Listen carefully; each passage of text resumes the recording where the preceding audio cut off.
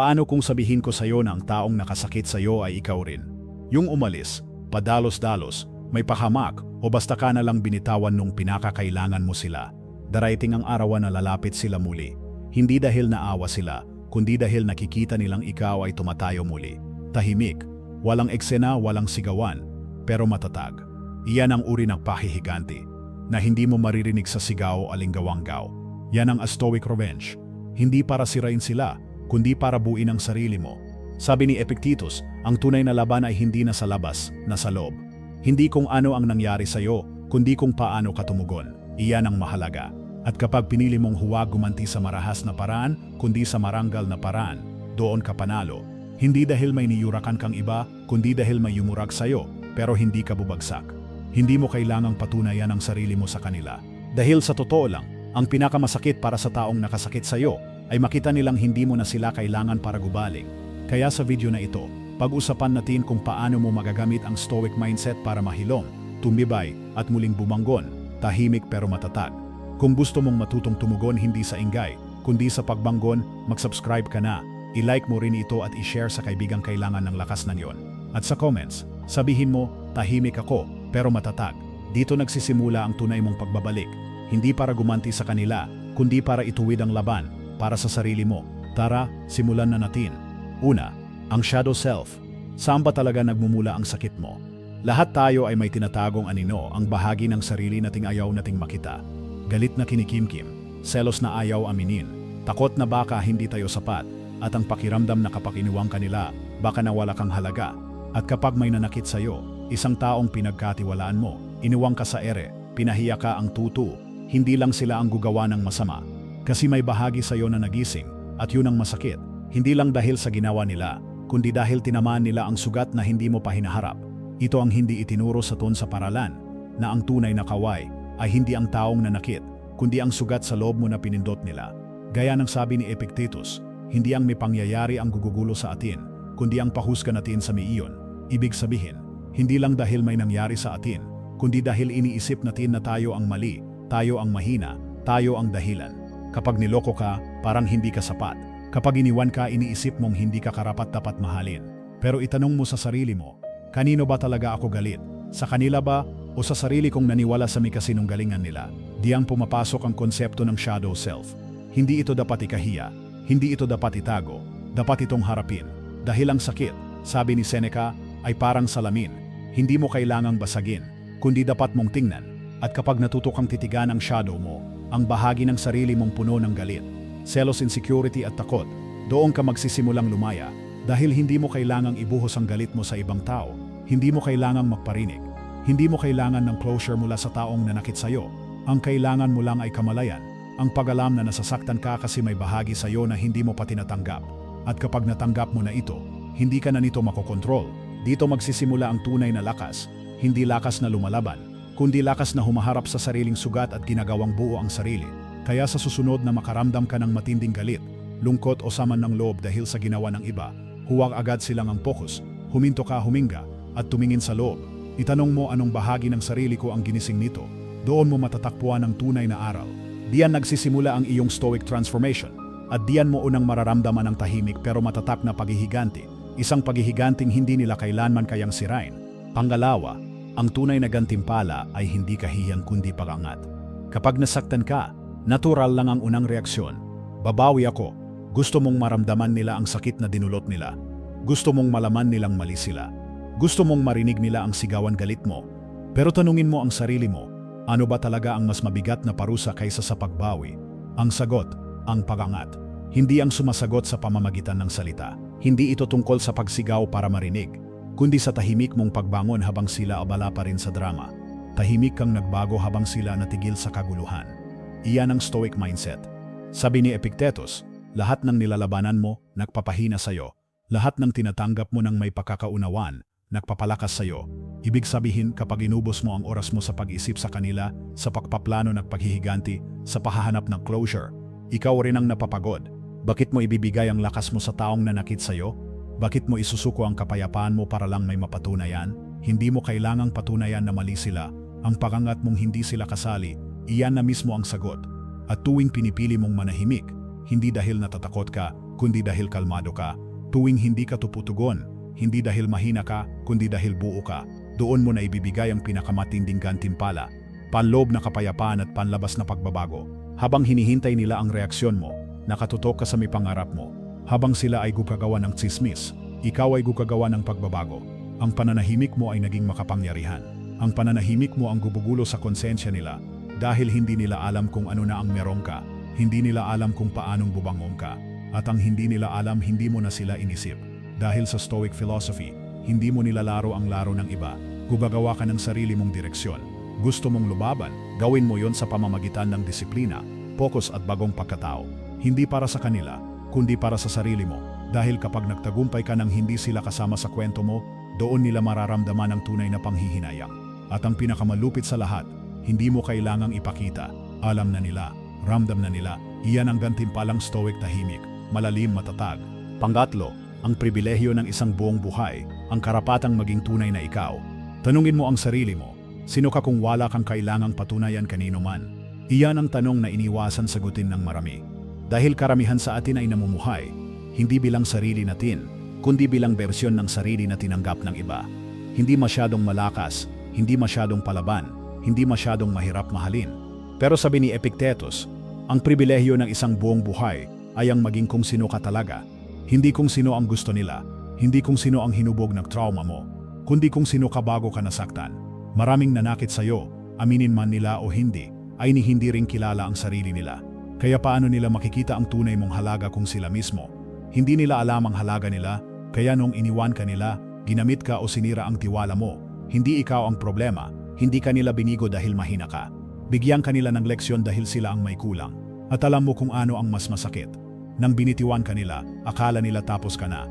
Hindi nila alam na sa kalagitnaan ka pa lang ng pagbabagong anyo. Habang abala silang humusga, tahimik kang nagbabago. Habang abala sila sa tsismis, abala ka sa pakilom. Hindi mo kailangang sumigaw para marinig. Hindi mo kailangang ipaliwanag ang pag-aangat mo. Dahil ang totoo, ang tunay na pagbabago ay nangyayari ng tahimik. Sa gabi, nang walang palakpakan. Sa may araw na gusto mo nang sumuko, pero hindi mo ginawa. Sa may panahong wala kang makausap. Kaya kinausap mo ang sarili mo ng may buong tapang. Doon nagsisimula ang metamorphosis. At kapag dudating ka sa puntong kilala mo na kung sino ka, kahit walang validation, kahit walang like, kahit walang suporta, doon na nila hindi kayang gibay ng pagkatao mo. Iyon ang Stoic state, ang estado ng taong hindi nagugaanti.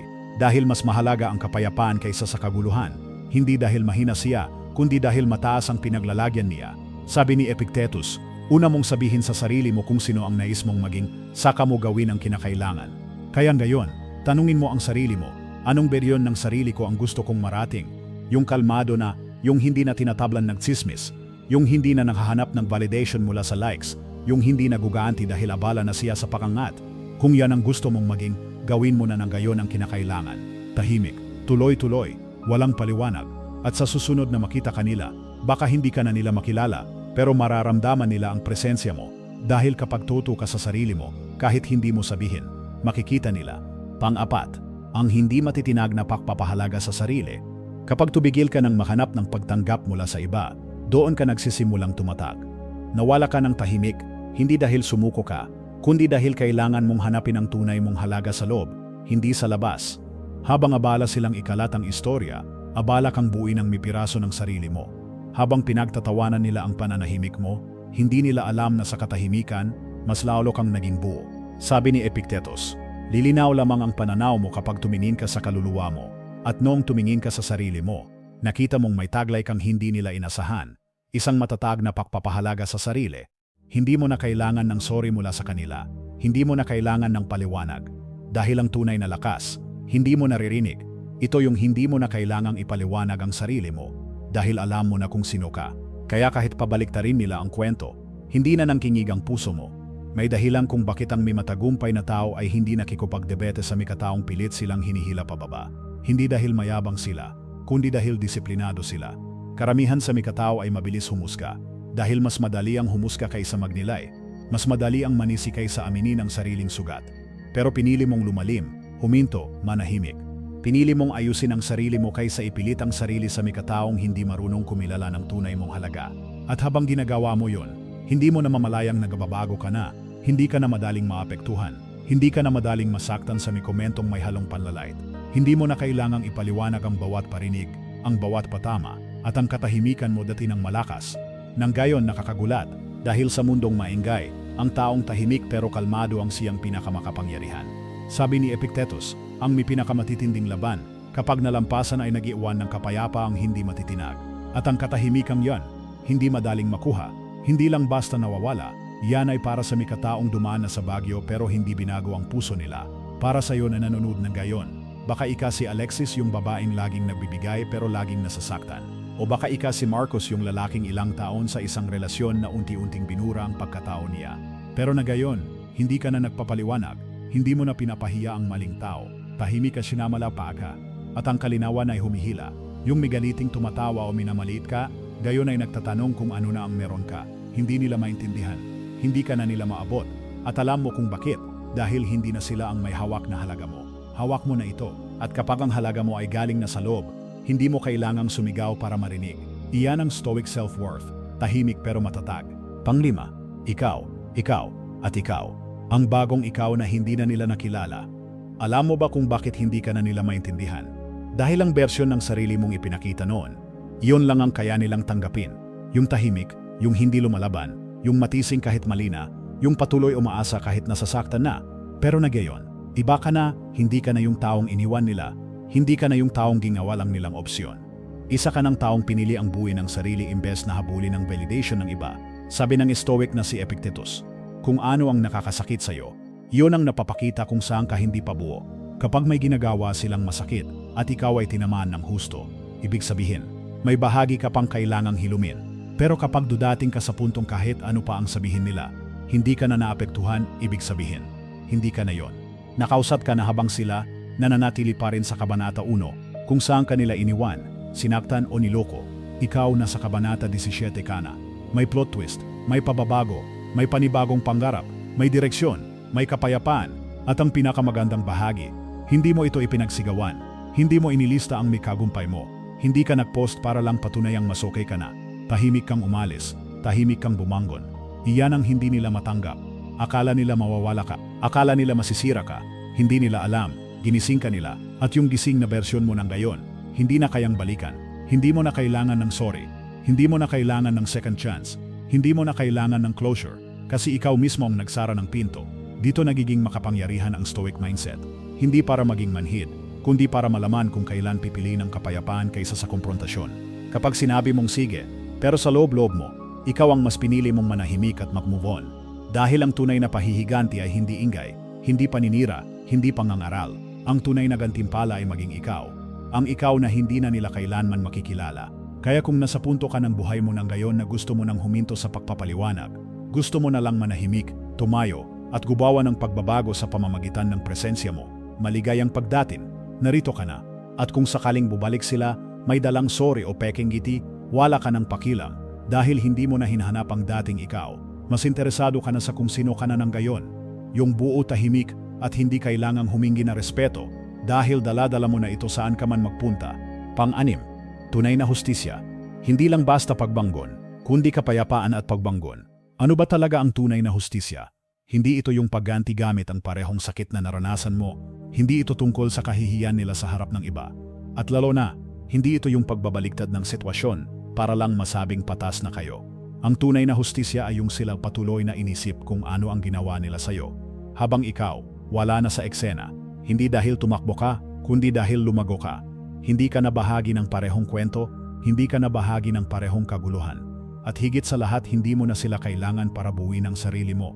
Sabi ni Epictetus, una, tanungin mo ang sarili mo kung ano ang gusto mong maging at pagkatapos, gawin mo ito. Simple, pero totoo. Imbes na bumalik ka sa dati mong sarili para lang gumanti, pinili mong yakapin ang bago mong katahuan, yung kalmado tahimik pero matatap, yung hindi na reactive, yung hindi na nakahanap ng paliwanag mula sa mitaong ayaw namang umintindi. Hindi ito tungkol sa pagpapaliwanag. Tahimik ka, hindi dahil wala kang laban, kundi dahil alam mong hindi mo na kailangang labanan ng maling tao. Tahimik ka dahil tapos ka na sa kabanatang yon, at ang mikaong nanakit sa iyo, naiwan na sa lumang pahina ng buhay mo. Habang paulit-ulit silang bubabalik sa paano kung ikaw ay abala sa ano ang meron na ng gayon. Habang sila nakakulong sa pag-asa, ikaw ay abala sa pasasalamat. Dahil tapos ka na, Kaya ang tunay na hustisya na hindi kailangang isigaw ay ang mismong buhay mo. Hindi mo kailangang habulin. Ang kailangan mo lang gawin ay ang patuloy na pag-angat. Hindi mo na kailangang magkunwaring okay ka dahil ramdam ng iba na buo ka na. Nakakita sa kilos mo na hindi ka na basta-basta naabot. Ang katahimikan mo, hindi na simpleng pananahimik. Ito ay pakpili. Hindi mo na sila binibigyan ng enerhiya. At ang pinakamasakit para sa kanila, hindi yung hindi mo sila pinatawad, kundi yung hindi mo na sila iniisip. Ang taong buo sa loob, hindi kailangang hilahin mula sa labas. At kapag ang kapayapaan mo ay hindi na gawa-gawa, kapag ang ngiti mo ay hindi na depensa, kundi totoo kapag ang katahimikan mo ay hindi na takot kundi kapayapaan, doon mo mararamdaman ang tunay na tagumpay. Hindi dahil tinalo mo sila, kundi dahil nalampasan mo ang sarili mong sugat.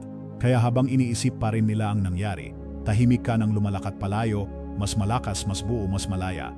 Iyan ang tunay na hustisya, tahimik, malalim, matagumpay. Sa puntong ito ng video, gusto kong ibalik sa iyo ang tanong, anong bahagi ng sarili mo ang nabuo mo sa gitnang sakit? Iyon ba ay dignidad mong dati mong isinusuko para manatili sila? Boses mong matagal ng pinatatahimik? O baka pagpapahalaga sa sarili na dati laging nakaasa sa opinyon ng iba? Ano man ang sagot mo, tandaan, worth it ang sakit. Dahil sa bawat luha, bawat tahimik na gabi, bawat araw na pinili mong huwag bumalik sa dati mong sarili, may nabubuo. At ang taong buo na, hindi na kailangang makipaglaban sa maling tao, wala nang kailangang paliwanag. Nararamdaman, nakikita, ang mismong presensya niya panalo na. Kaya na gayon, kung pinili mo ring tahimik na bubangon, kung pinili mong umangat ng hindi naninira, kung pinili mong manalo para sa sarili mo, isa kang stoic, at gusto kitang anyahan na mag-comment sa ibaba ng linyang ito. Tahimik ako pero matatag, para ipaalala sa sarili mo at sa iba na nanood, na hindi ka nag-iisa sa laban na tahimik pero totoo. Huwag mong kalimutang i-like ang video na ito, i-share sa kaibigan mong kailangan ng ganitong lakas, at mag-subscribe kung pinili mong manahimik at manalo. Dahil dito sa channel na ito, hindi lang tayo nahilom, nagbabago tayo. Maraming salamat. Hanggang sa muli.